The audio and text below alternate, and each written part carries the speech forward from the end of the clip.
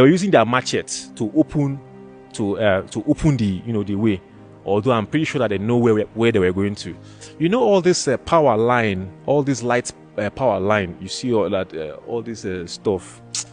So while I was observing those power line and giving signal to the male, to the guys that were kidnapped with us too, escaping, if a way to escape, because I'd several times wanted to escape before we get to where we were, that they were interviewing us. But the vibe of the other male just wasn't giving confidence. Even I would use eye signal to time, because why I was trying to do that was, if there was a way we'll escape and run away from the lights, those power line, I can be able to maybe trace a way to maybe an express or something. But nobody was giving. No, anytime I tried to, I said okay, I because if I try to escape alone, of course I just might. They will face me, and then that will be the end of it. So I was just trying to be careful. And so then we trekked. We got. So it was just 4 feet that was left. Yes, 4 of us that were left. It started raining, and so another opportunity again, I thought was another opportunity for us to try and escape. So while it was raining, we kept on trekking, and the middle of my leg just had injuries, because then I had a muscular. I was muscular then, and my legs were big. So the in between my legs, the laps was touching each other. So I injured at that part, and so I started walking legs wide open, because it was painful and pepperish at the time. So this rain was falling. I was still giving signal if there was a way that we could be able to escape, because of as it's raining, we go somehow, some way, but no momentum, no movement from anybody, So then we got to a place that they told us that we should sit down on the ground, and we had trekked a lot. So I was sitting down on the floor. One person was just standing beside me, and I gave the guy beside me a eye signal, because one person too was standing beside him, that if I was like, on my count of my finger, if I count like 5, like 1, 2, 5, he should just push the person that is behind him. I would disarm the person behind, because I was beneath. I think it was easier for me to disarm the person. He was very, very close to me, that was with me. 2 of them had gone to go and pee. So the numbers had reduced at that time, and it was raining. So I counted 1, 2, 3, 4, 5 with my fingers. I was already ready to take the risk, but no move. And then I just had to. And then before I was even done counting, the other ones had come out from where they were to, because they went to ease themselves. So we kept trekking.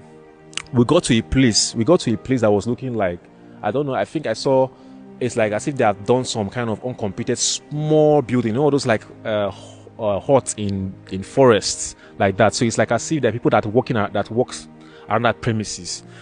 So we got there. They told us that we should sit down, and then that we should, if we want to drink water, we can drink water. So that where we saw this water was inside a drum like that. So I was thinking, I was like, okay, maybe people are staying around this area, because this and that, there's a place and there's a drum of water there. So they told us to drink from there. I drank from the water there, and they had palm kernels, this fresh palm kernels on the floor. They told us that if we want to eat, we can eat from the palm kernels. And there was a fireside there. That simply means that people were staying around there, or maybe they had left already. This was in the middle of the night. I mean, I don't know how to eat all those kind of palm kernels, so I didn't eat. While the other ones that were kidnapped alongside me, they ate like 1 or 2 of those reddish palm kernels. They put it in the fire. I don't know how they do it. So then we continued our trip. We trekked and trekked and trekked. To cut long story short, we trekked to a place which was our final destination, and this was early in the morning, around, let's say, like 4 a.m. in the morning, thereabout. Jesus. So we started trekking from 4 p.m. till the next morning. Yeah, till the next morning. We just trekking. So when we got to this place, they said that okay, now we'll go there. And then they said we should sit down on the floor. It was still raining. So while sitting down on the floor, we used this leaf. There is some leaf that was so broad, placed on the head. It was cold, everything. But what was my mind was, what is going to happen next? this one that they have done something to one of us already, what could be my fate? Would they even give us a chance to even do something, or they're just going to just go and slaughter us somewhere? That was what my mind was in so many places. So they told us that if we want to rest, that we can rest here, we can rest. If we want to sleep, we can sleep. And when we were trying to sleep initially, someone would just come out from nowhere and want to just beat us with machetes. I'm like, so we should not sleep. We shouldn't close our eyes and sleep.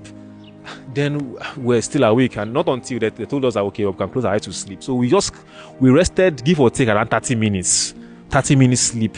Then they woke us up again in the morning, and then took us from where we were sitting to that place. So this place was like, it was a cleared ground. It was a cleared ground, although it was inside the forest with woods, trees all over the place. But that place that we were was already a cleared ground. So that simply means that I think they are used to that place as at that time. So then we sat down there. So this is our final here. Now be our final destination. So this is not a movie. This is what is happening here in Nigeria. Why some of you are sleeping comfortably in your bed? Some people are struggling with their life. They are praying that God, let me survive. Continue.